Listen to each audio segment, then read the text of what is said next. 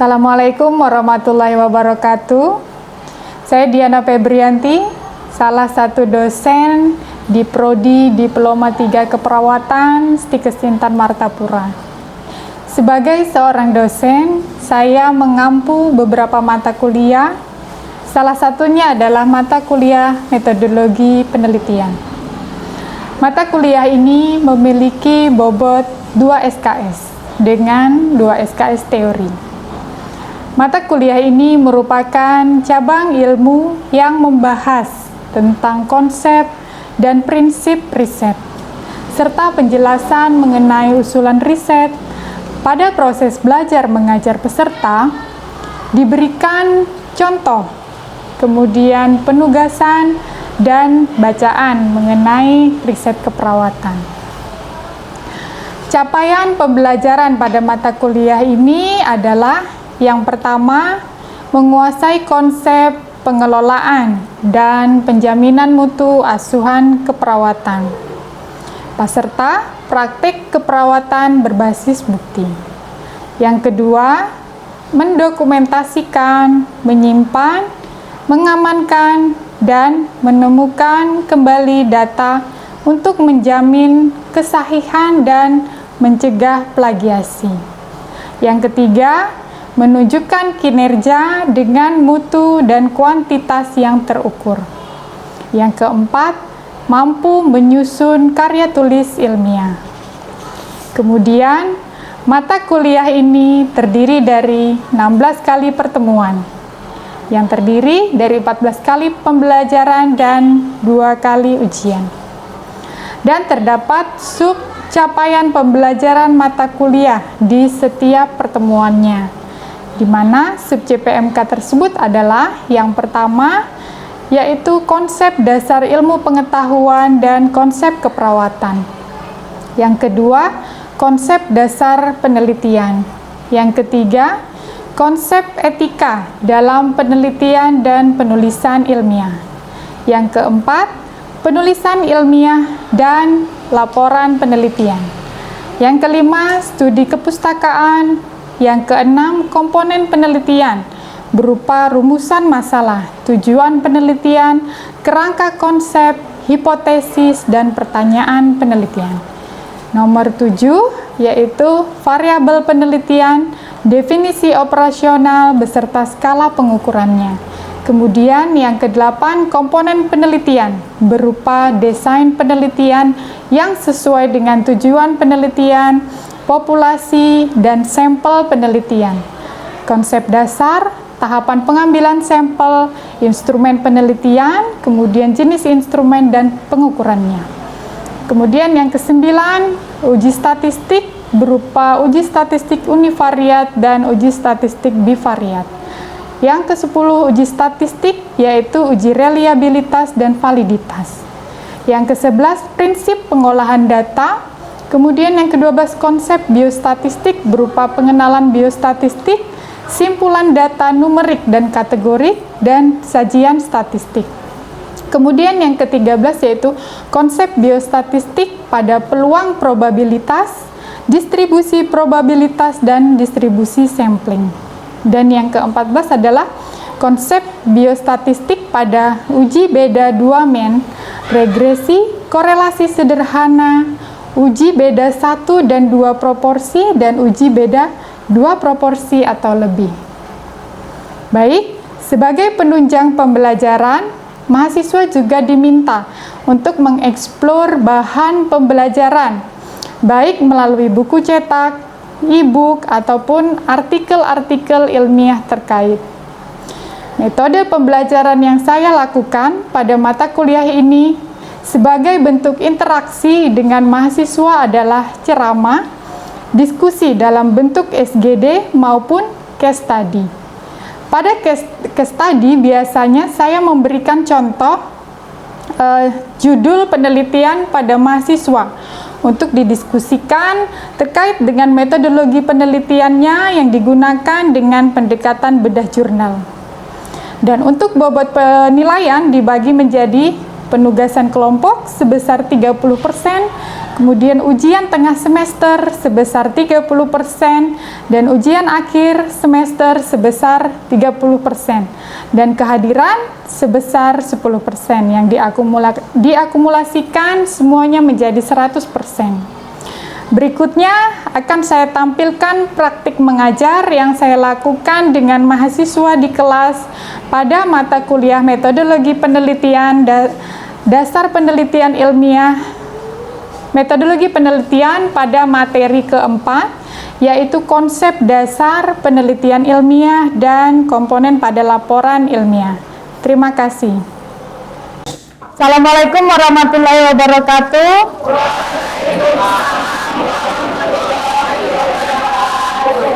Baik, alhamdulillah ya. Puji syukur kita aturkan kehadirat Allah Subhanahu wa taala ya, yang mana atas limpahan rahmat dan hidayah jalan kita dapat berkumpul di kelas ini ya untuk pembelajaran kita seperti biasa ya. Kemudian salawat serta salam ya tak lupa juga kita aturkan kepada junjungan kita Nabi besar Muhammad sallallahu alaihi wasallam, para sahabat, keluarga dan para pengikut beliau hingga akhir zaman. Baik, alhamdulillah kita bertemu kembali ya, semuanya sehat? Sehat. Alhamdulillah. Ya, pada mata kuliah metodologi penelitian ya, hari ini adalah pertemuan kita dengan materi yang keempat ya. Materi keempat kita berkaitan dengan konsep dasar penelitian, kemudian bagaimana cara penulisan pada jurnal maupun laporan penelitian. Baik, sudah siap ya semuanya ya? Ya, kalau kita berbicara berkaitan dengan konsep dasar penelitian ya, ini ada beberapa capaian pembelajaran ya yang harus dikuasai oleh mahasiswa nanti ya. Baik, yang pertama di sini nanti mahasiswa harus memahami ya berkaitan dengan definisi penelitian, betul. Kemudian mahasiswa juga harus memahami berkaitan dengan jenis-jenis penelitian, karena ini kan sudah semester 4 ya, di mana nanti semester depan kita sudah memulai untuk melaksanakan yang namanya karya tulis ilmiah, sehingga kita juga harus memahami bagaimana metodologi penelitian yang harus kita gunakan.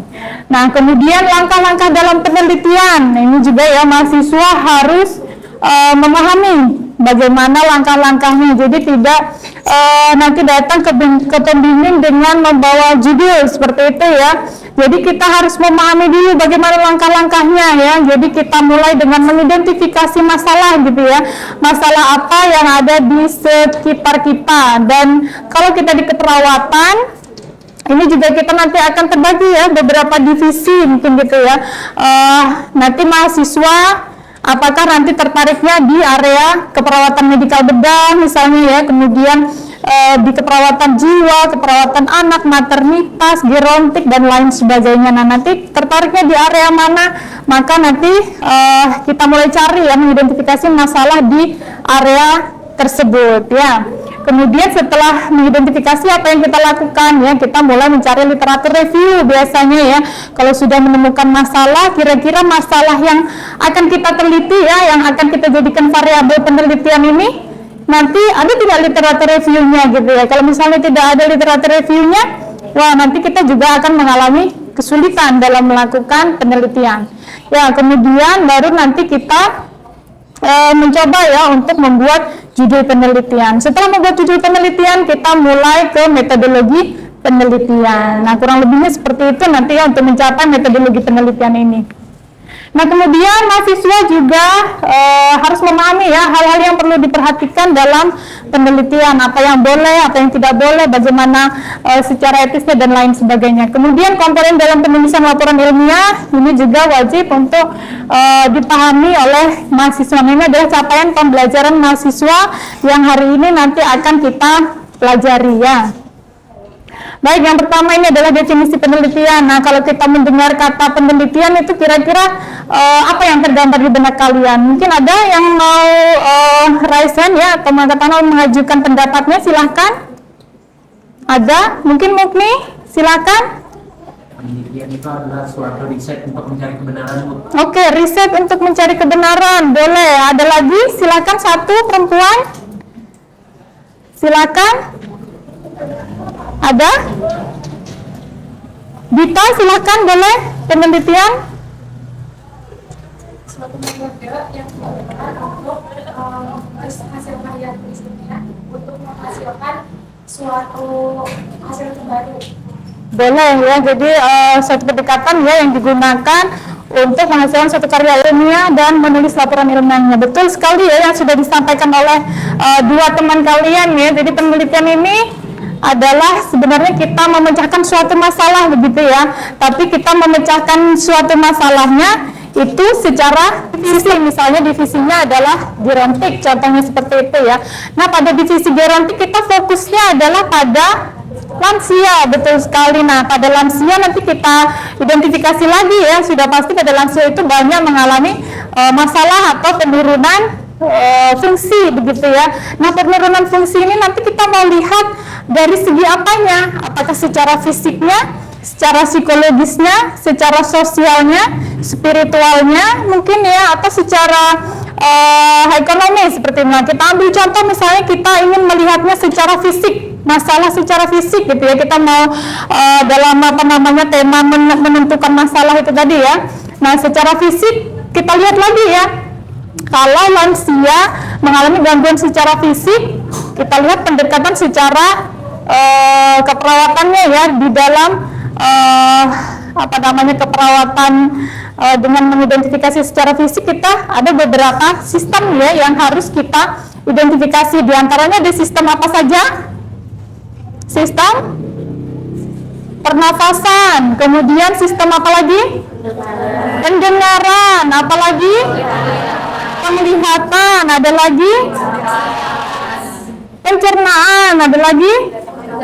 Pengecapan dan lain sebagainya ya. Jadi kita pendekatannya dengan persistem tadi ya, dari sistem pernafasan, kemudian pencernaan, perkemihan, sampai nanti sistem muskuloskeletalnya. Nah, kita ambil contoh misalnya yang sering terjadi ya pada lansia itu adalah gangguan pada muskuloskeletalnya ya, sehingga nanti masalahnya itu banyak pada aktivitas dan istirahat. Nah, kita ambil masalah aktivitas dan istirahat begitu ya. Kemudian bagaimana sih saya mau mengetahui nih aktivitas dan gangguan pada aktivitas dan istirahat pada lansia. Misalnya kita cari penelitian ini nanti mau dilakukan di mana, dengan mencari studi pendahuluan dulu ya kita ya, yang banyak lansia mengalami gangguan aktivitas istirahat ini kira-kira di mana? Apakah mungkin kita mau melakukan penelitiannya di area puskesmas misalnya ya, wilayah kerja puskesmas, kita cari data dulu ya. Di situ banyak tidak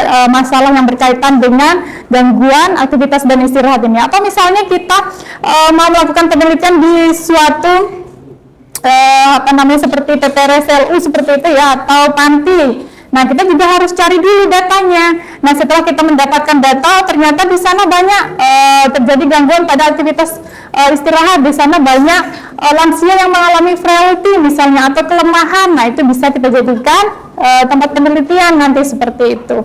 Nah, setelah kita mendapatkan itu, baru kita mau menentukan variabelnya ya. Variabelnya ini kira-kira yang mau kita teliti apa? Ya, apakah kita mau melihat gambaran secara umumnya dulu aktivitas daily living pada lansia ini? Boleh ya, karena kita kan mulainya dari penelitian dasar dulu begitu ya. Kita mau melihat gambarannya, kalau misalnya di panti berapa dan bagaimana gambarannya, maka kita lihat dari activity daily living ya. Jadi kita sudah menemukan variabel yang akan kita teliti berkaitan dengan activity daily living. Nah, kemudian selanjutnya kita lihat desain penelitiannya apa gitu ya. Nah, kita tentukan desain penelitiannya karena kita mau melihat suatu gambaran saja, berarti desain penelitiannya adalah deskriptif, betul sekali. Nah, jadi deskriptif karena kita mau melihat gambaran. Nah, nanti boleh ya penelitiannya seperti ini. Kalau mau berlanjut lagi itu boleh. Misalnya sudah dapat hasil yang deskriptif, kemudian selanjutnya kita mau melihat secara desain perspektif gitu ya, untuk melihat ke depannya, atau kita mau melihat faktor-faktor yang menyebabkan frailty-nya atau faktor-faktor yang menyebabkan daily activity-nya itu menurun apa. Nah, nanti kita cari lagi variabelnya, itu boleh seperti itu ya. Sejauh ini bisa dipahami ya yang Ibu sampaikan ya. Ada yang mau dikomentari dulu sebelum Ibu lanjutkan? Tidak ada ya, baik Ibu lanjutkan ya. Baik, di sini ya, apa yang harus kita perhatikan ya, di sini ada beberapa hal ya yang harus kita perhatikan dalam melakukan penelitian. Yang pertama adalah rasional ya. Penelitian ini harus masuk akal ya. Jadi kalau misalnya ada masalahnya, contoh misalnya berkaitan dengan hal-hal gaib, itu mungkin secara rasional tidak bisa kita ini kan ya. Jadi harus yang masuk akal ya, masalah-masalah yang terjadi di sekitar kita ya, yang berkaitan dengan ilmu keperawatan, karena kita ada di keperawatan ya. Nah kemudian empiris ya, jadi secara empiris ya data-datanya ini benar seperti itu ya. Nah kemudian dilakukan secara sistematis, tadi ya sistematis, dia harus runut ya, step by stepnya ya, tidak boleh ada step yang dilewati ya untuk melakukan penelitian ini. Kemudian di sini ada objektif ini harus sesuai hasil pengukuran ya, hasil pemeriksaan ya. Jadi kalau kita ketahui di keperawatan ada data subjektif, ada data objektif, indikatornya gitu ya. Baik, kita lanjutkan ya, ini adalah jenis penelitian ya. Nah, jenis penelitian ini ada beberapa hal ya yang membedakannya. Yang pertama, ini berdasarkan tujuannya ya. Ini ada penelitian dasar, ada penelitian terapan ya. Nah, kalau misalnya penelitian dasar tadi yang Ibu sampaikan ya. Jadi penelitiannya ini hanya untuk memahami masalah ya. Ini tanpa mengutamakan penerapan langsung dari hasil penelitian. Jadi kita hanya melihat, oh hasilnya ternyata gambarannya tadi aktiviti daily living-nya cukup misalnya ya, atau aktiviti daily living-nya menurun gitu ya, atau tinggi atau bagus misalnya.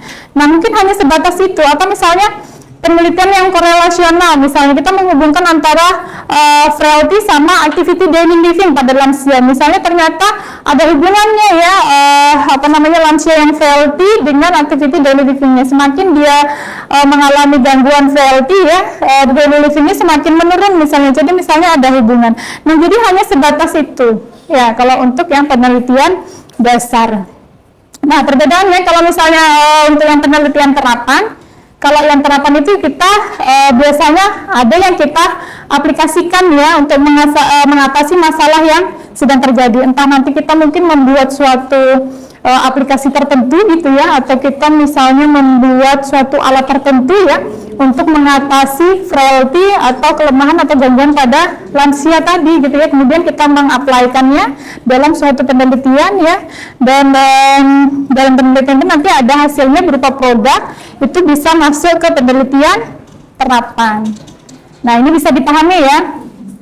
Baik, Ibu lanjutkan. Selanjutnya ini adalah jenis penelitian yang berdasarkan metodenya. Ya, berdasarkan metodenya ada apa saja? Ada survei, kemudian ex post facto, kemudian eksperimen dan polisi. Oke, kalau survei ini mungkin kalian sering ya sudah menemui ya banyak ya penelitian yang mensurvei ya, seperti suatu produk begitu ya, yang menjual produknya ya biasanya atau menjual jasanya, kemudian mereka biasanya melakukan survei untuk melihat kepuasan pelanggan gitu ya, pelanggan ini puas tidak terhadap produk atau jasa yang sudah diberikan. Nah ini biasanya bisa menggunakan penelitian dengan jenis yang survei seperti itu ya, atau observasi. Atau misalnya kalau di rumah sakit ya, ini juga bisa ya, biasanya kita melihat kepuasan pelanggan ya, atau kepuasan pasien ya terhadap layanan rumah sakit atau jasa rumah sakit, atau misalnya pelayanan dari tenaga medisnya gitu ya. Nah ini kan biasanya kalau misalnya kita berobat gitu ya di poliklinik, kita mau pulang biasanya kan ada dikasih dulu ya untuk mengisi survei kepuasan. Nah itu bisa juga. Nah ini berdasarkan metodenya ya. Kemudian ada yang ex post facto ya, ini biasanya mencari faktor-faktor yang menimbulkan kejadian yang sudah lewat ya. Ini sebenarnya sama ya kurang lebih dengan penelitian retrospektif ya. Jadi sebenarnya kejadian ini sudah terjadi, tapi kita mau mengetahui penyebab kejadian ini apa sehingga kita menelitinya ke belakang seperti itu ya. Nah ini contohnya seperti itu.